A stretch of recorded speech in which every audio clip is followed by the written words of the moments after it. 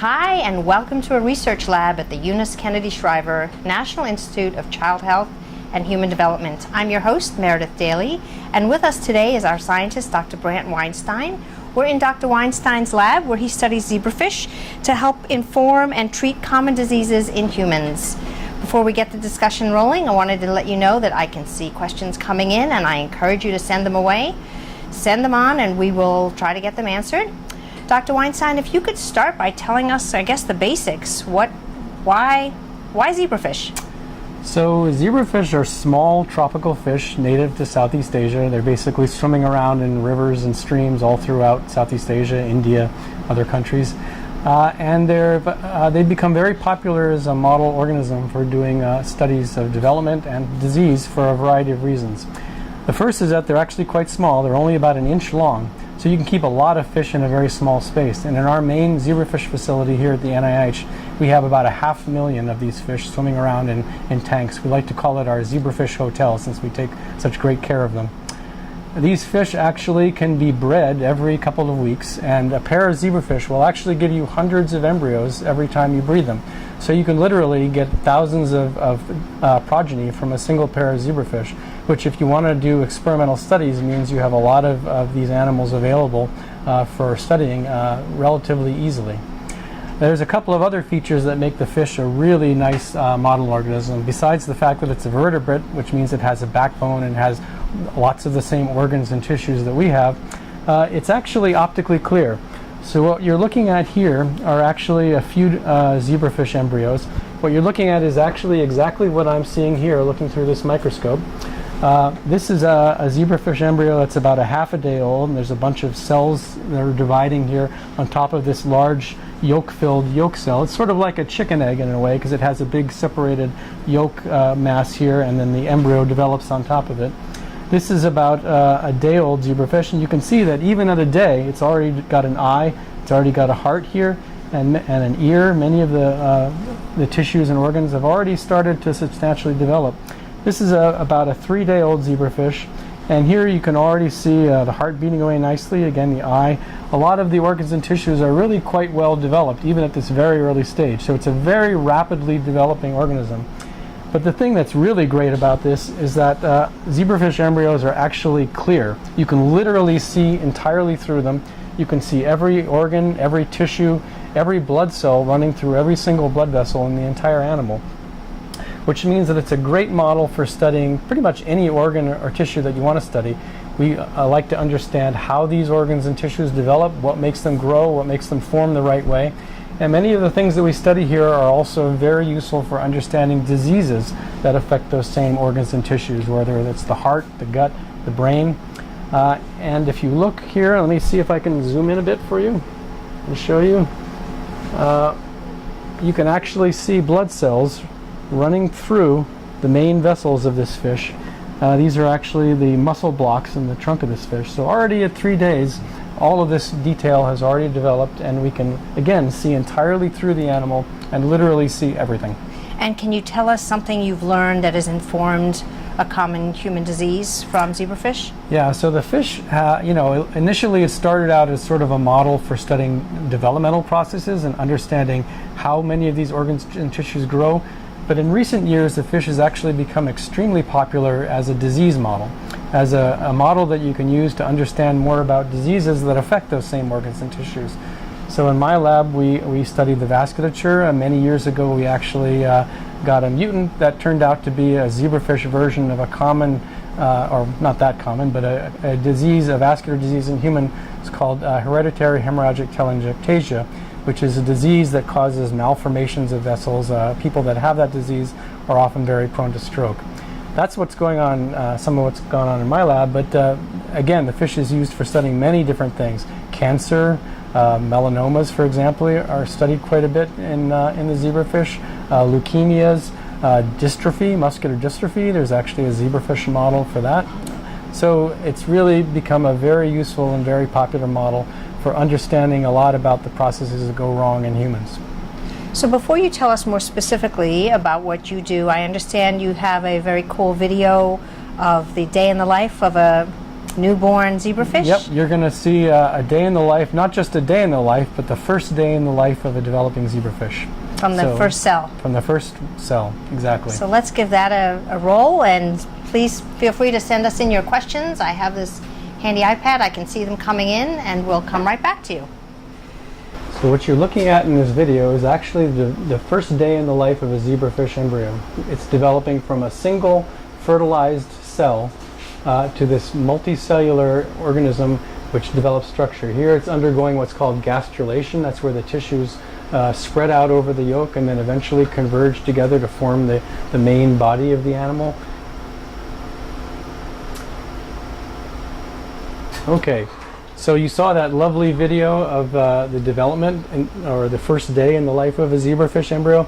Now I'm going to show you another video that actually illustrates some of the really interesting things that we can study related to what we're interested in my lab, which is the vasculature. And then we'll come back because we did get one question. Okay, great. So here we're going to roll the video. So this is again about a 2-day-old zebrafish embryo. You can see the heart here beating away. And at a higher magnification, what you're looking at here is actually all of the blood cells running through this animal in the trunk. Again, there's the heart beating away. And what you're going to see next is actually a fluorescence image of that same animal. So you can see that we've developed transgenic fish that actually let you see the vessels and the blood cells running through them. Here's actually the heart of the zebrafish, and this is slowed down to show you that you can actually see the dynamics of the heart beating and how the heart functions in this animal. And again, we're doing all of this just by looking with a relatively low power microscope. You can see all of this exquisite detail in the fish. So again, my lab is very interested in vessels, how they form, what makes them grow or what makes them not grow. And a lot of this is very relevant to a lot of human diseases. For example, in cancer, you can't grow tumors unless you have a host blood vessel supply coming to those cells, and if we can figure out ways to make the vessels not grow into the tumor or make them go away, you can potentially inhibit or prevent tumor growth. And likewise, there's a lot of cases like heart or limb ischemia, situations where you've lost vessels in particular tissues and you need to grow them back in. And again, we want to understand ways to make vessels grow places where we want them to go. So we have one question. Is it possible to find out more about gene mutation and cell signaling from zebrafish? Well, that's a pretty broad question, but the answer is yes. I mean, there's a lot that we've understood about signaling pathways. A lot of this understanding of some of the basic pathways has come from other model organisms as well, including invertebrate models like the fly or C. elegans, nematode worm. But we've gained a lot of new understanding about pathways and genetic pathways and what they control in the zebrafish as well. And one thing to mention is another reason that the fish is a very popular model is you can do many of the same genetic and experimental manipulations that you can do in invertebrates like worms and flies, but it is a vertebrate, which means that again it has a backbone, it has a lot of the same organs and tissues which develop in many of the same ways that they do in humans. So in many ways it's a very good model for understanding more about human-specific development and what goes wrong with it in diseases. And we have another one, but it just occurred to me, I think you described this earlier, how quickly does the zebrafish develop from moment of its birth to adulthood? How long does that take? So it takes about 2 to 3 months, depending on how you feed them and what facility you're in, but it takes about 2 to 3 months to go from just that single one-cell egg to a zebrafish that can actually breed and produce eggs of its own. So it's a relatively short time, which means that you can get many generations of fish going in your facility and study lots of things with them. And so we have this question. Tell us a little about yourself. How did you get into zebrafish research? So believe it or not, I studied bacteria as an undergraduate, and then yeast as a graduate student at MIT. And when I was finishing up my graduate work, I was looking around and thinking, what do I want to do as a postdoc and then for my future independent lab career? And I'd always been interested in organ development. How do you make these incredibly interesting organized multicellular structures that are found in the brain or in the gut or in the blood vessels, for example? And I wanted to study this in a vertebrate model because I wanted it to be some work that would be very relevant to what's going on in humans. And so I was looking at mouse labs and zebrafish labs, and at the time the zebrafish was not really yet a very well established model.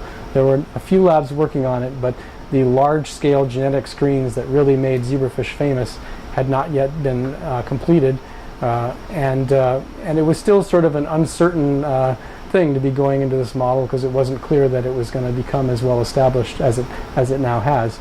But I decided that it was just too interesting and exciting and cool not to be trying to work on it, and took the plunge, took the risk, and never looked back, and it's worked out well for me. And just back up a little. Tell us a little about where you're from and your path into science. So I grew up in New Jersey, mostly, although other places. But I'd always been interested in science from a very young age. So I was one of these sort of science geek kids who liked to do their science projects and had lots of fun telling everybody about them. And it was probably fairly obvious to many people, even at a young age, that I was going to end up as a scientist. And I would just say, to those of you out there who maybe are yourself in elementary school or middle school or high school, and you find science exciting and like to read about it and just think it's great, but just can't imagine yourself doing it, I would encourage you to think of it as a career, because it may seem like a difficult thing to do and difficult to get into, but if it's something that you're passionate about and really interested in, then you can do it, and it's a great, exciting career to be a part of. Well, this is a great follow-up to the next question. Do you have any advice for researchers who are starting up their own labs or deciding which fields to pursue? So I would just say, do what you're passionate about. Do what excites you, because that's going to make you come into work every day sort of energized to do all the work that you're going to have to do. And there is a lot of work to do. It's challenging to be a scientist. You have to come up with new and innovative ideas, and you have to get that work accepted and published. So I'm not saying that it's not a completely trouble-free and easy path, but you're doing something that you really love and enjoy. And that is something that a lot of people can't say about their careers. And I think if that's the way you feel about science, then you should strongly consider doing it. And I think this one also just came in. Is this related to research at the Marine Biological Laboratory? So yes, I would say that there's a lot of work being done at a number of marine biological laboratories. There's one in Maine that I recently visited, and that laboratory does really exciting work on zebrafish, on regeneration, and they're continuing to do great work. It's interesting because a lot of these marine biological laboratories were established sort of around the turn of the last century, and they were actually places where a lot of the early innovative work got done in science that subsequently has been built upon. And I think it's sort of coming around again to many of these marine biological laboratories becoming sort of rejuvenated as places where great science gets done. So yeah. One other, can you provide any general tips on how best to maintain transgenic lines? Transgenic lines, am I saying that right? Transgenic lines. Yeah. Yeah, well, in a way, in some ways, a transgenic line is almost easier to maintain than a mutant line, because a lot of the transgenic lines that we have are actually what are called reporter lines, which means that they produce a visually observable fluorescence. So you can see that they have, for example, green blood vessels or a green nervous system. And so it's relatively easy to pick out the ones that are producing these green animals. So you just breed your fish together, look for the ones that are green or red or whatever fluorescent color your reporter happens to be making, and you continue to do those in the next generation. It can actually be more challenging sometimes to carry things that are mutations, because many of these things are things where you have to have two bad copies to actually see the defect sort of emerging in the animal, and you want to maintain them as one bad copy, and they look just like any other fish with that. So you have to go and test them by breeding to see which ones are carriers of that defect. Do medical doctors and PhDs work in your lab? Yeah, at the moment I don't think I have any MDs in the lab, although I have in the past. We have a lot of PhDs in the lab. Here at the NIH there's a lot of what are called postdoctoral fellows. These are people who have finished graduate school and they're doing, almost what you might consider sort of an apprenticeship before they go and start their own labs, just to get more experience doing research and to sort of begin to get experience learning how to work more independently and do mentoring and supervision of students on their own, which is something I try to give people in the lab a lot of opportunities to do, so that because as soon as they leave here, if they want to go start their own labs, they're going to need to be mentoring and supervising other people, so they need to get some experience doing that. So yes, we have a lot of postdocs in the lab. Unlike other places, the NIH actually doesn't have as many graduate students, although there are graduate students here. And at the moment, I don't think there's any in my lab, although many other labs here do have them. Can you talk a bit about the research process? How long does it take from experiment to publication? So it can take a long time, and that's one of the sort of frustrations. And that's why I say, this is a great career if you're passionate about it, but if this is something where you don't get up every day being excited about the work, you might consider doing something else because it is a tough row to hoe in some ways. And working in a vertebrate model like zebrafish or mouse, it can even take a little bit longer sometimes because of the fact that it takes 3 months for each generation to grow up, 2 or 3 months. Experiments can take longer, developing new transgenic lines. So, it's hard to give you an average time, but I'd say if you want to have a really well-developed, well-rounded project, it can take several years from the sort of initiation of the project to the point where you have a paper that you're submitting for publication. Here's an interesting one. What can the development of the zebrafish nervous system tell us about the human nervous system? So, actually, studies of the nervous system are probably, I would say, the majority. If you wanted to pick one area where the most zebrafish researchers are working on it, it would probably be the nervous system.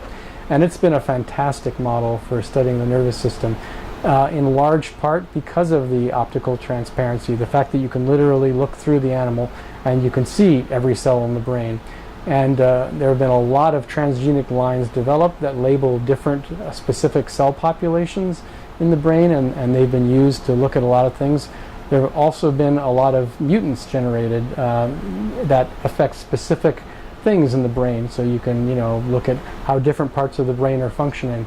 We actually have a researcher in our department here at the National Institute of Child Health and Human Development who does behavioral neurogenetics. So he's actually studying how the genetic circuitry or wiring in the fish is actually affecting specific behaviors. So a lot of that research is relevant to things like autism. So you want to understand how genetic pathways and particular wiring and things that might go wrong with it can affect human behavioral disorders. So this looks like a follow-up. How do you do any work with neuroimmune illnesses? So I do not. My lab mostly studies the vasculature. So we study blood vessels and lymphatic vessels, which actually is a related vascular system. Many people may not know this, but you actually have two vascular systems in your body. One is the circulatory system that most people know about, where you have a heart that sends blood through arteries, runs through capillaries, comes back through veins, and circulates around. So that's the system that supplies your body with nutrients, with oxygen, that sort of thing. But what a lot of people don't know is you actually have a second, completely distinct and separate vascular system called the lymphatic system. And that system exists in large part to clear out stuff that gets leaked out of blood vessels, like liquids, all kinds of macromolecules, even cells that escape. All that stuff has to be sort of drained away, or your tissues start to swell. In fact, people that have defects in the lymphatic system get what's called lymphedema, which is a swelling of peripheral vessels, which is a very serious problem, and there's a lot of research going on these days to study that. So I didn't answer the question. No, my lab doesn't study the nervous system, but there's an immense amount of really interesting work going on. And I think the question related to the interface between the nervous system and the immune system, there's a lot of really interesting work going on in that area these days, which sadly my lab is not a part of, but I find it fascinating. I know you've been doing this for a long time, but is there can you remember a time when you were studying something or looking at zebrafish and something just really took you by surprise? I would say that happens pretty regularly, actually. It's sort of a running joke in the lab that I like to tell people, you can do that experiment, but it's not going to work. A lot of the time, but I tell them do it anyway, because a lot of the time I'm wrong. And I'd say some of our most interesting discoveries have been when some of the postdocs in the lab have sort of decided they were going to do an experiment even though Brant said it probably wasn't going to work.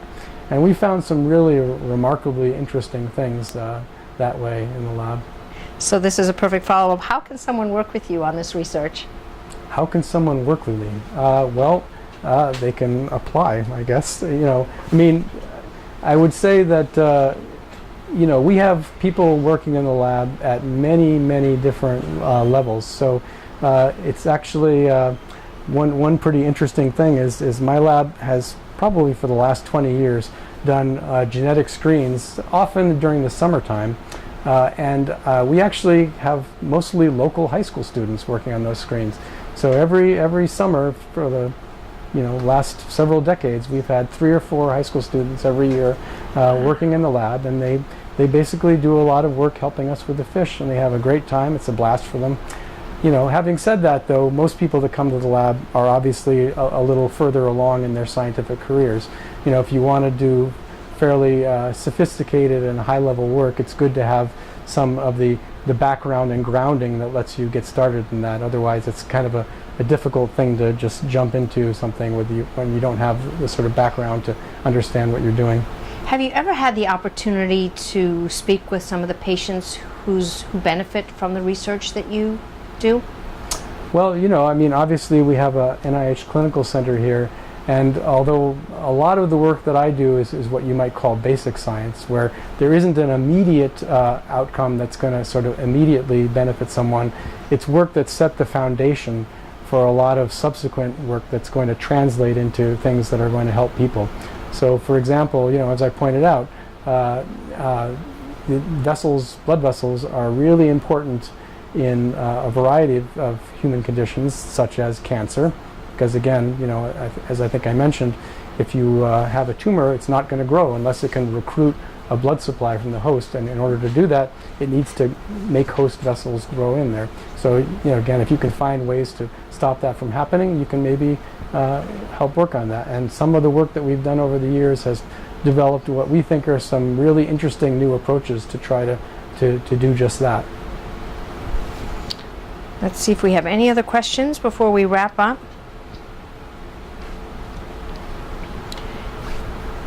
Is there anything else I haven't asked that you want to tell us about zebrafish?